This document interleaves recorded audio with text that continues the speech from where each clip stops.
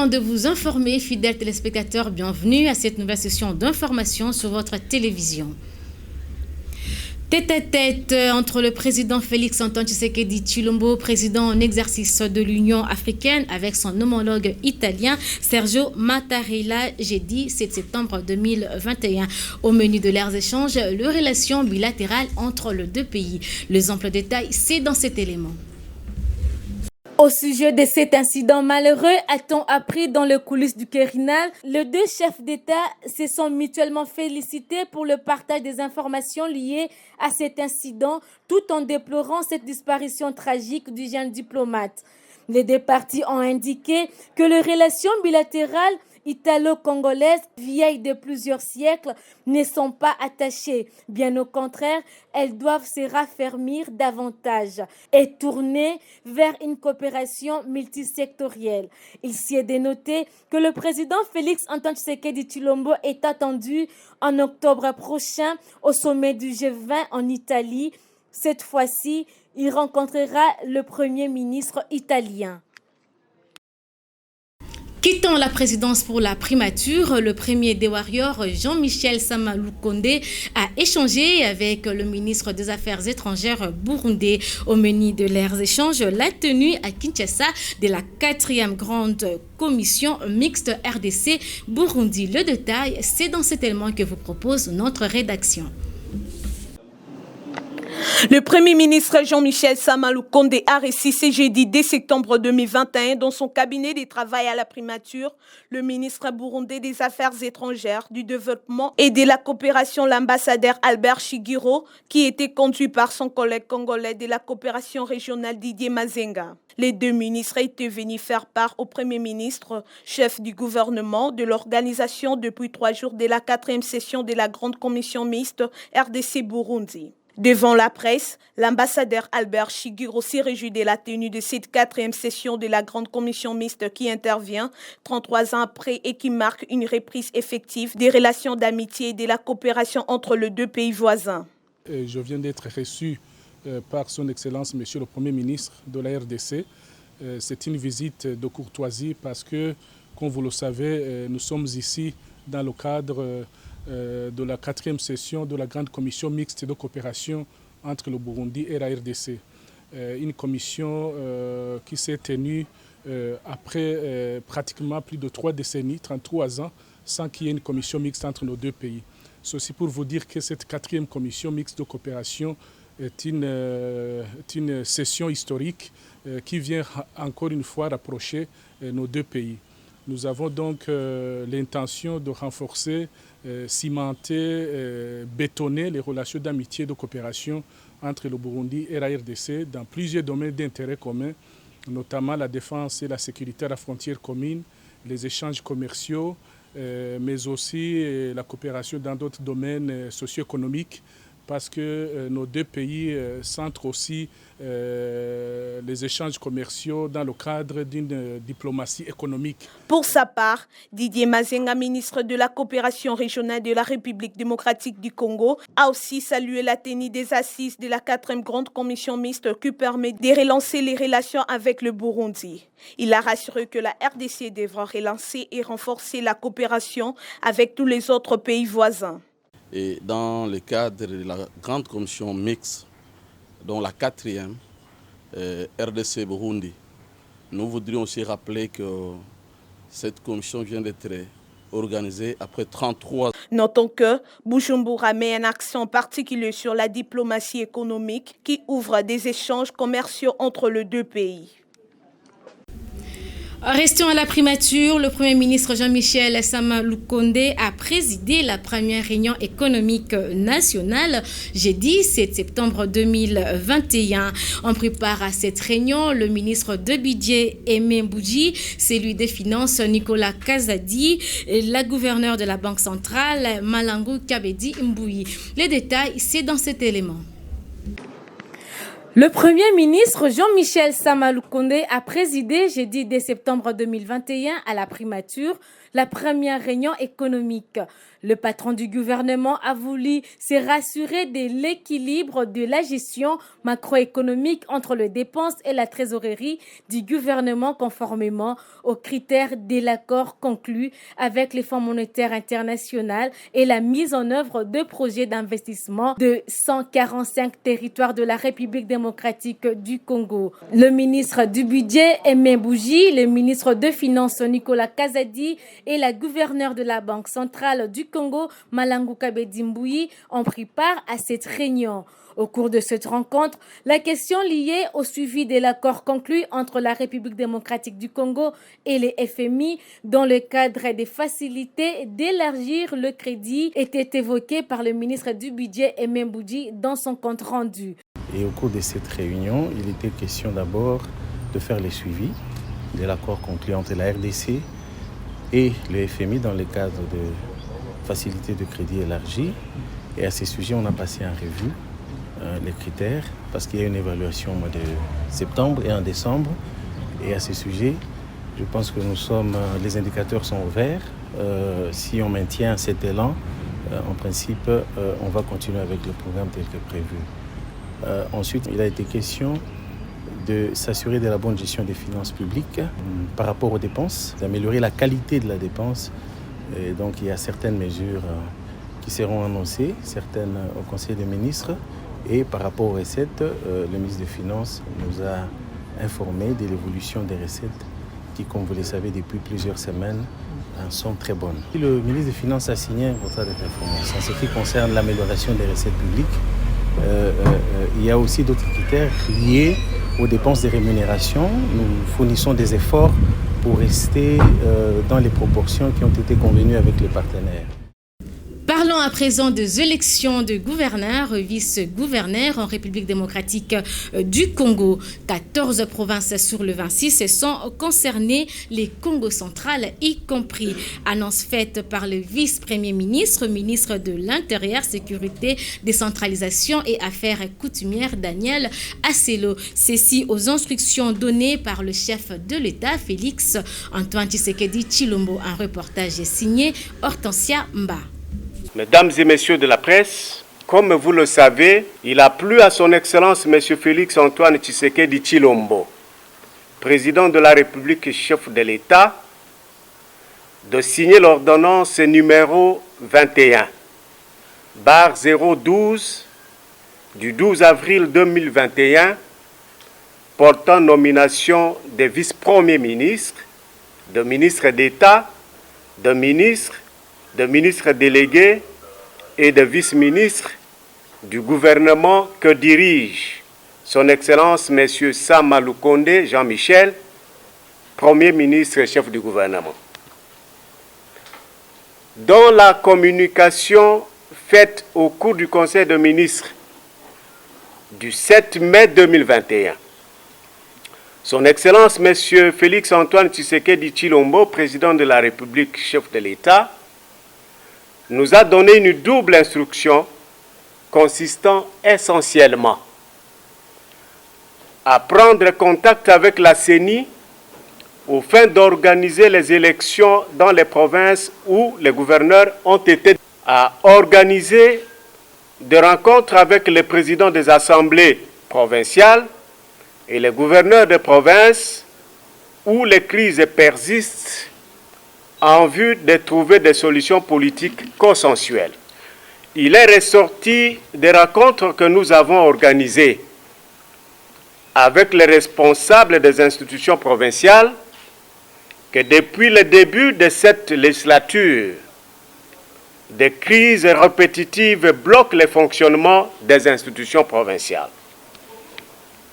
Il s'est observé de vagues de motions de défiance, des censures et ou des pétitions votées par les assemblées provinciales à l'encontre des gouverneurs et vice-gouverneurs de province qui ont exercé comme recours devant la Cour constitutionnelle et à l'issue des concertations avec la Commission électorale nationale indépendante, CENI en sigle, que 14 sur les 26 provinces du pays sont concernées par l'organisation imminente des élections conformément à l'article 160 alinéa 5 de la loi électorale. Il s'agit de Bazouele, Olomami, Ituri, ça sera après l'état de siège, Kasaï central, Kasaï oriental, Kinshasa, là c'est le vice-gouverneur, Congo central, Kwango, vice-gouverneur également, Lomami, Maïndombe, Maniema, Mongala, Tanganyika, Chopo. À la demande de son Excellence, Monsieur le Premier ministre, chef du gouvernement, un second rapport a été dressé et lui a été déposé, ainsi qu'à la haute hiérarchie du pays. Ce rapport contient, outre la liste sous-indiquée, les projets de budget relatifs à l'organisation des élections des gouverneurs et vice-gouverneurs des provinces concernées. La question du calendrier électoral étant subordonnée à la mise à la disposition par le gouvernement de la République de l'enveloppe budgétaire en faveur de la CENI. La CENI qui a déjà déposé son budget relativement à l'organisation des élections, budget déjà transmis à l'intention. Le gouverneur de la province d'Ikwilu était reçu triomphalement par la population du village Ingoudi. Objectif, poser la première pierre pour le travaux de la construction de l'école. Un reportage de notre correspondant Olivier Mbamba rendu par Christian Libengue.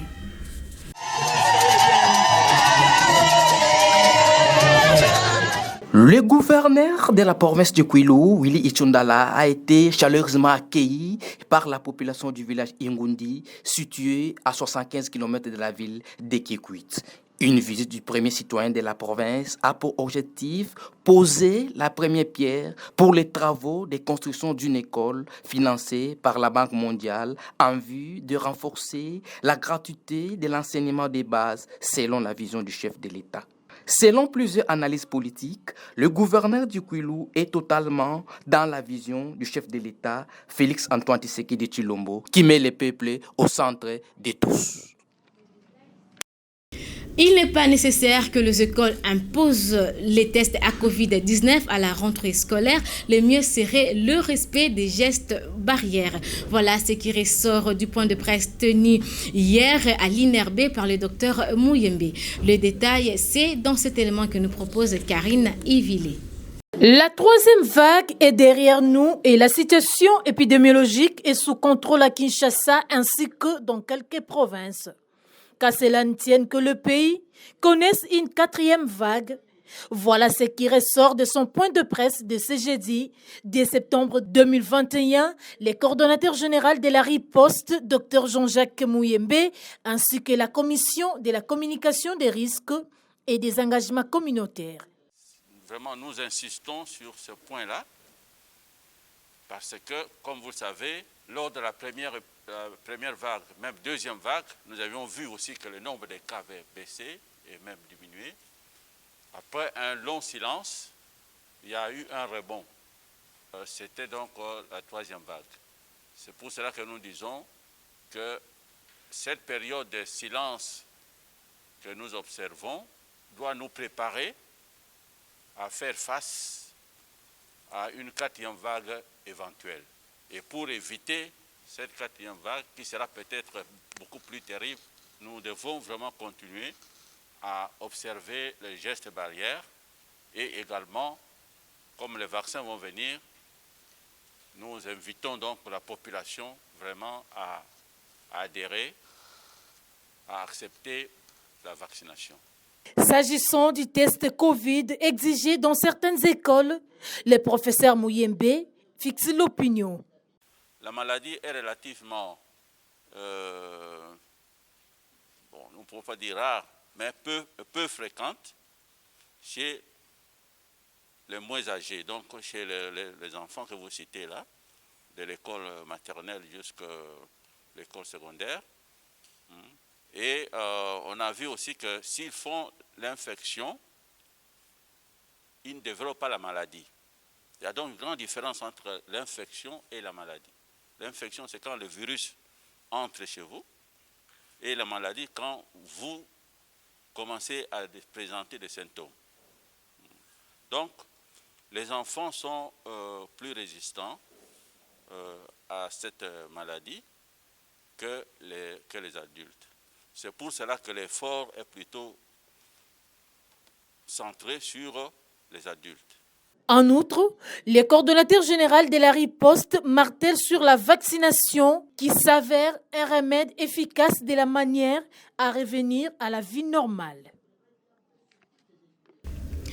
Les distributeurs de produits surgelés ont organisé une marche de contestation ce vendredi 3 septembre 2021 devant l'hôtel du gouvernement en vue de solliciter l'implication du ministre de l'économie pour l'effectivité de la baisse de prix. Christian Libengue était sur terrain pour le compte de votre rédaction.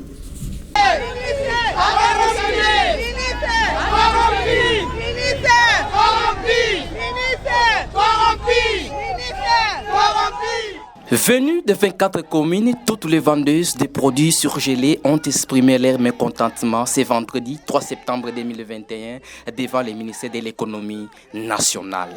Interroger ces Congolaises, disant de ne pas comprendre comment les importateurs expatriés peuvent fouler au pied la décision du gouvernement de la République. Notre objectif aujourd'hui, nous sommes venus auprès du ministre parce que nous étions là le lundi, le ministre nous avait reçus, mais il ne nous avait pas donné le temps aussi de nous exprimer par rapport à nos différentes préoccupations.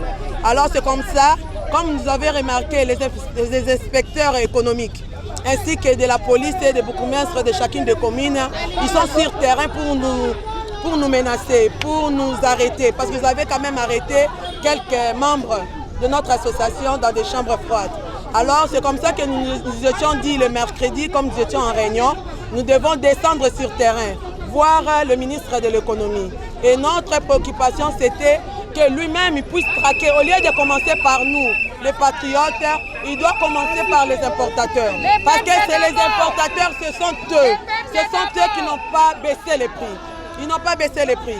Alors, à combien plus forte raison, eux qui n'ont pas baissé les prix, et que nous allons vendre moins que les importateurs. Nous ne sommes pas des importateurs, nous sommes les nationaux. Nous sommes les distributeurs et exploitants des chambres froides. Nous dépendons des importateurs. Déjà, le silence du gouvernement est interprété dans tous les sens par ces vendeuses. Selon elle, les ministres de l'économie nationale auraient déjà aperçu le pot des vins.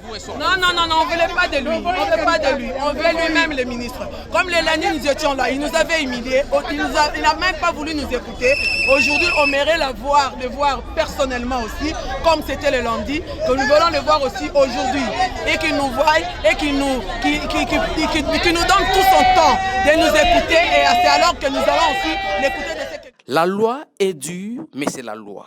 Le gouvernement doit tout faire pour que la décision soit respectée. C'est ça, l'état du droit.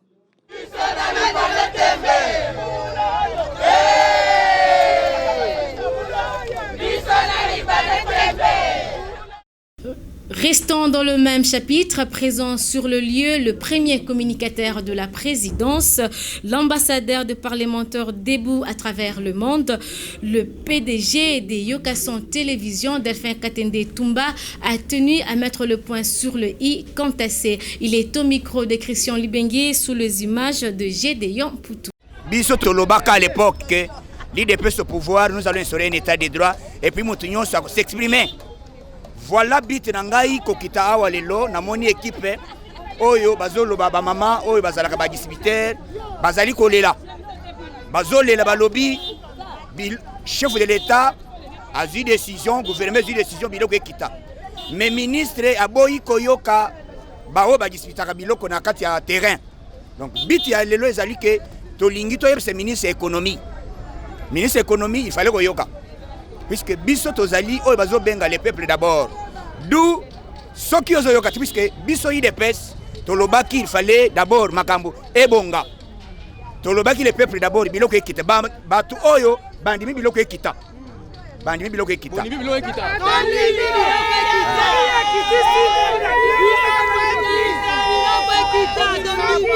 Bandimi batu nyonso oyo bandimi biloko ekita. Mais bao bazoboye kotekela bango na prix oyo l'état kati ezali ba importateur ba indien ba libanais na ba mosusu yango biso tolobi toza de pere de et de mer. Donc tosengi mutu nyonso azonga na nzela, tosengi na ministre ya économie kokita na biso awo ezali ya ke ko interpeller conscience na yo biso tokitaka pamba te. So comme to sali de centre yoka sona kita sur terrain, cela veut dire mabeko.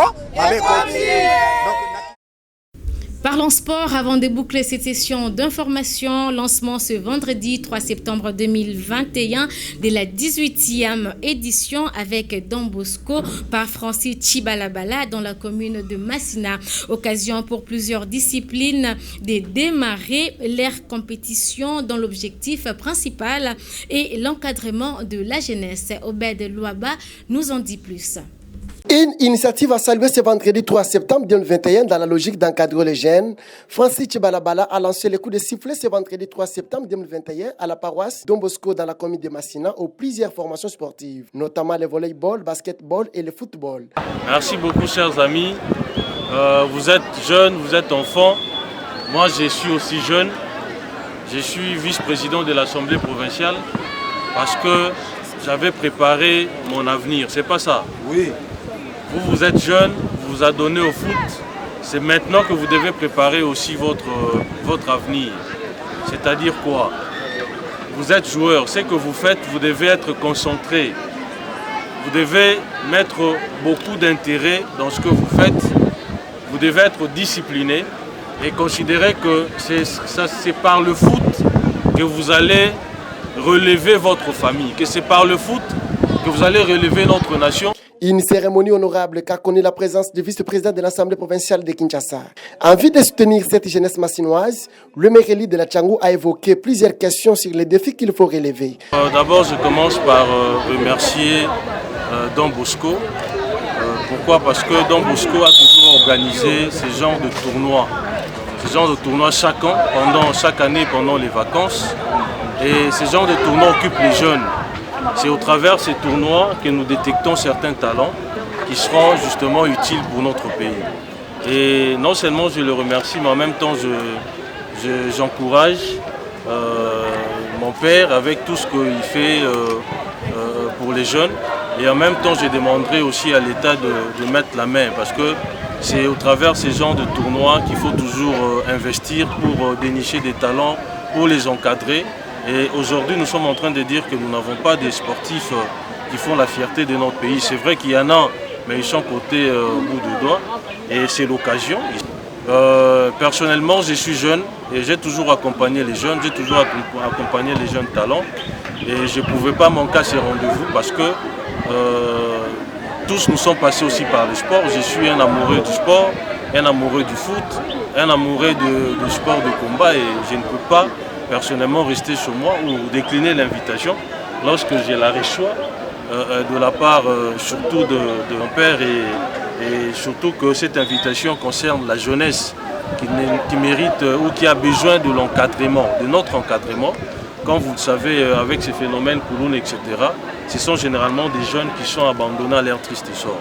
Mais à travers ces genres d'activités qui sont organisées chaque année, et ça occupe les jeunes, au lieu de s'adonner aux actes de vandalisme, ils viendront ici pour applaudir leurs camarades, pour les encourager, pour naturellement aussi développer ces goûts-là, d'être comme eux. Et ça va beaucoup résoudre dans une vitesse de croisière cette histoire des phénomènes Kouloun. Rappelons que la 18e édition avec Don Bosco, c'est la joie, connaîtra la puissante faille de Francis Chibalabala, un amoureux sportif de l'air. Et enfin, pour boucler ces sessions d'information, face au Taifa Stars de la Tanzanie, les Léopards de la République démocratique du Congo ont presté sur un score d'un but partout jeudi 10 septembre 2021 à Lubumbashi. Le détail, c'est dans cet élément nous proposé par Obed Louama.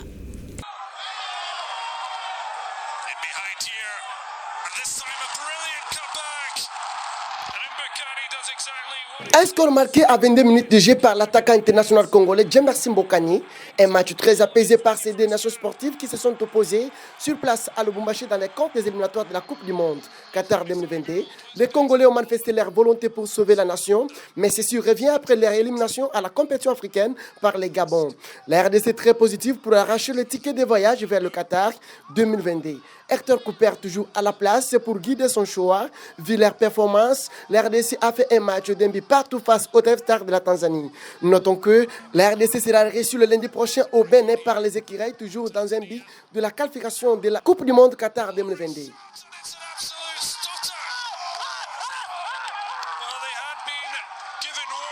Et voilà qui vient boucler complètement cette session d'information. Merci de l'avoir suivi. Les prochains rendez-vous, c'est demain à la même heure.